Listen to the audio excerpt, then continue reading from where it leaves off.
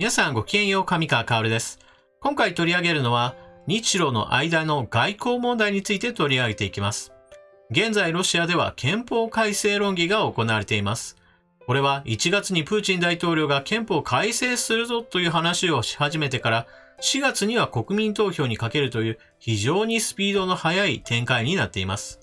問題なのは一体何をどう変えるか、そしてその変える内容というのが日露関係においても非常に重要な意味を持つことになります。というわけで今回のニュースはこちら。北方領土問題などに関して領土割譲を禁止すると憲法の中に明記すべきだという意見が出ています。一体どのような話になっているのかニュースを見ていきましょう。ロシア、会見で領土割譲禁止か北方領土に影響。ロシアで13日、プーチン大統領が1月に表明した憲法改正案に領土割譲を禁じる条項を盛り込む案が浮上した。2024年のプーチン大統領の退任に向けた体制移行が事実上始まる中、ロシアが一段と内政優先に傾いていることを意味する。ロシアが今後、日露間の懸案である平和条約締結交渉で強硬姿勢をさらに強める可能性があり、北方領土問題の解決も遠のきかねない。13日の憲法改正準備作業グループとの会合で、プーチン大統領は領土割譲を禁じる条項を改憲案に盛り込む提案を支持したが、この提案には続きがある。この領土問題に関して交渉することさえできなくする。提案者の有名俳優はこう強調し、領土交渉すら阻もうとした。この俳優は念頭に置く領土問題として、真っ先に日本との領土問題を挙げた。安倍政権は日露平和条約締結交渉の前進に意欲的で、北方領土問題の解決の糸口を探ろうと、ロシアへの度重なる配慮もにじませてきた。領土割譲の禁止条項の提案には、こうした安倍政権に待ったをかけ、領土問題を棚上げしたいプーチン政権の意向が反映されている可能性もある。プーチン政権には、領土問題の解決に取り組むことを難しくしている内政事情がある。2018年に年金受給年齢の引き上げを決定し、80% 台だったプーチン大統領の支持率は 60% 台に急落した。さらに1月の改憲案の提案をきっかけに内政の不安定さが増す恐れのある体制移行期に入り、プーチン氏がナショナリズムや国民の愛国心に触れる敏感な領土問題でリスクを冒す余地はほぼなくなったとの見方がロシアでは出ている。政権への支持を維持することに不信しているプーチン政権は現在、国民の愛国心の鼓舞にも躍起になっている。13日の憲法改正準備作業グループとの会合では、改憲案に第二次世界大戦の戦勝国としてのロシアの地位を明記する条項を盛り込む提案も出された。プーチン大統領は、この提案も良い考えだと肯定したという。5月9日には、各国首脳を招いて盛大に第二次世界大戦の対ドイツ戦勝記念式典を開く予定で、愛国心に訴える今年最大のイベントになる。ロシアは北方領土以外にも領土問題を抱えており、日本に譲歩すれば他にも波及し、政権基盤が揺らぎかねないとの懸念もくすぶる。2014年に武力を背景に併合したウクライナ南部クリミア半島は、ウクライナだけでなく、欧米諸国も強く返還を求める。バルト諸国のエストニアは2014年にロシアと調印した国境確定条約の批准を見送っている。バルト海に面した飛び地のカリーニングラードは第二次世界大戦の結果、ドイツからソ連に割譲された領土だ。領土割譲の禁止条項が実際に憲法改正案に最終的に盛り込まれるかどうかはまだ決まってはいない。今後の議会討論や世論の動向を踏まえて、プーチン大統領が最終的な判断を下すとみられるが、仮に盛り込まれれば次期政権になっても領土交渉の打開は困難なものになりかねない。プーチン大統領は2018年9月、ウラジオストクでの国際会議でいかなる前提条件もつけず平和条約を締結しようと安倍首相に提案した。領土問題は一旦棚上げし、平和条約締結後に協議することを示唆していた。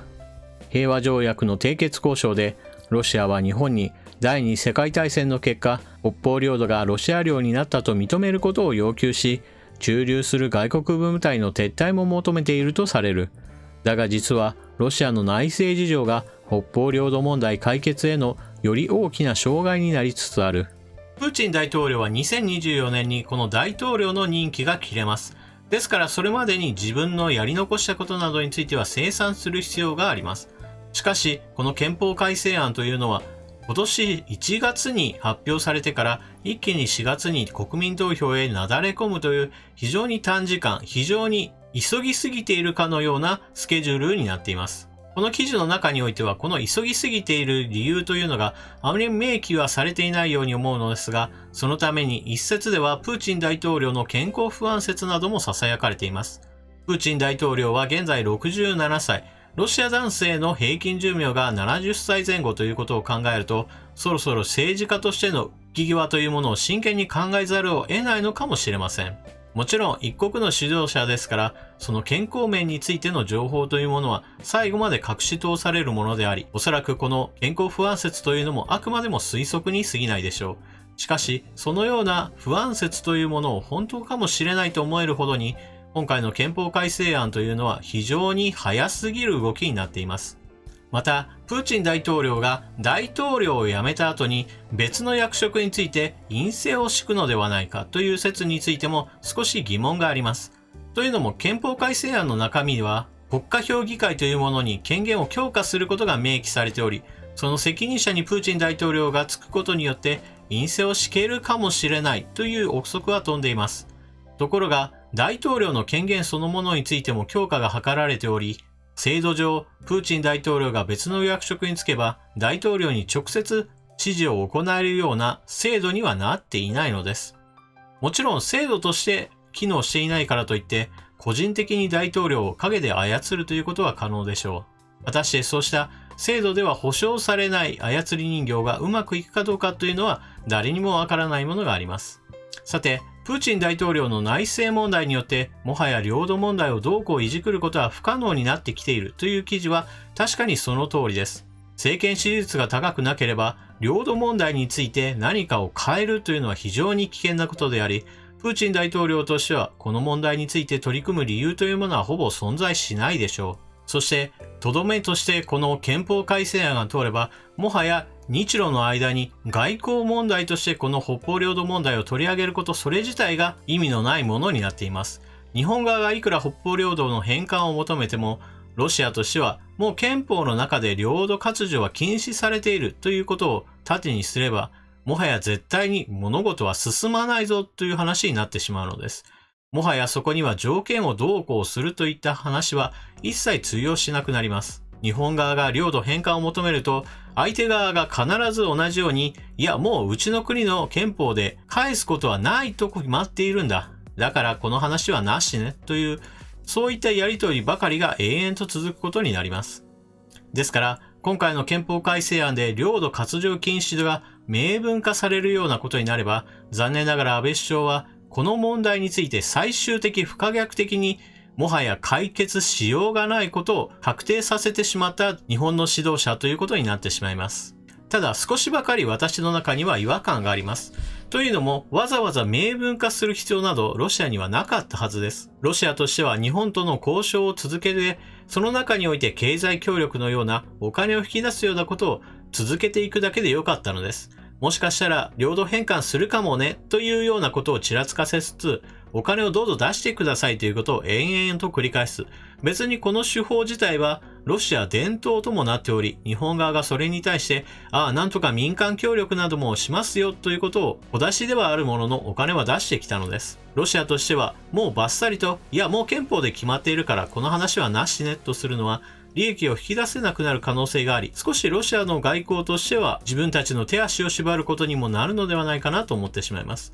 何にせよ、日本のように軍事力を背景に持たない外交では、領土返還するかどうかというのは相手国の気分次第、状況次第というのが全てです。ロシアとしては、どこかの地域を返すということになれば、ウクライナ領についてももう一度返さなければならないということになってしまいかねません。ですから、もはや領土の返還というものを返さないという一つ基本原則にしてしまうことで、国内政治を安定させるというのが一つ大きな目標になっているのでしょう。安倍政権は中東外交などにおいては非常に素晴らしい成果を上げているのですが、残念ながら日露交渉においては、プーチン大統領と個人的にはとても仲良かったねという話は残るものの、残念ながら外交交渉それ自体は全く何も成果を残すことができなかったという形に終わりそうです。また、4月にはこの憲法改正が国民投票にかけられる、その翌月、対ドイツ戦の戦勝記念式典に安倍総理が出席するのではないかという話になっています。もしも国民投票において領土割譲の禁止が明文化され、それが国民投票で通った、その翌月に安倍総理がこの戦勝式典に行くのであれば、もはや何の意味もない交渉が行われることになってしまいます。皆さんはこのニュースについてどのような考えをお持ちでしょうか？ぜひともコメントを書き込んでいってください。それではニュースについてはここまで。ここからは少し余談になります。今回取り上げる余談はこちら。動画に広告をつけるようにしていこうと思います。あれ？これまでも動画に広告ってついていなかったっけ？という方は非常に多くいるでしょう。確かにそうです。ただし、私の広告の付け方というのは一つ決まりがありました。それは動画の最初と最後に広告を入れるという形で、私が喋っている間には広告を入れないという、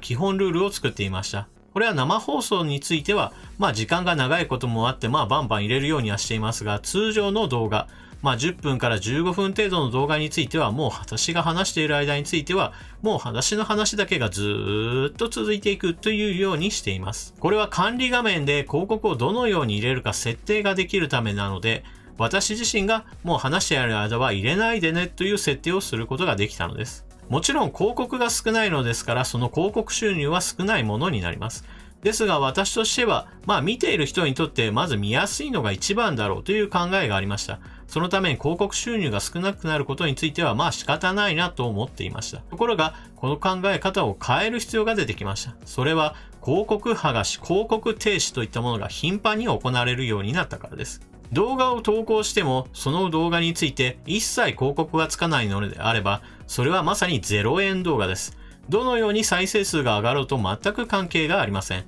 多くの人に見てもらってよかったということはあるのですが、一方で広告収入がゼロというのは非常に動画制作者としては辛いのです。特にそれが一つや二つの動画ではなく、連続して1本、2本、3本、4本、5本と続いて、さらには以前は広告についていたものも、新しい基準ではダメだから、以前の先月の動画についても、あれもこれもそれもダメだという風にして、どんどんと広告が停止がかけられるようになってしまいました。ですから、広告収入が少ないのは我慢できるが、そもそも0円にされるのはたまらないという、正直なところの気持ちです。ですから、動画の広告がついてもいいよという判定がついたものに関しては、もう YouTube の運営側にその広告の挿入位置をお任せしようと思います。これにより、私が話している途中にもどんどんと広告が入るようになるでしょう。そのため見やすさという点については、かなり劣ったものになるのは避けられません。ですが、広告停止がかかって0円動画が連続する中においては、広告収入が得られる動画というのの意味がこれまで以上に高くなってしまったという現状をぜひともご了承ください。それでは動画を最後までご視聴いただきありがとうございました。チャンネル登録していない方はぜひともチャンネル登録していってください。そしてこれからは少し広告がつくようになってうざいなと思うかもしれませんが、ぜひともこれからも動画を見てくれると嬉しいです。それでは次の動画でまたお目にかかりましょう。またね。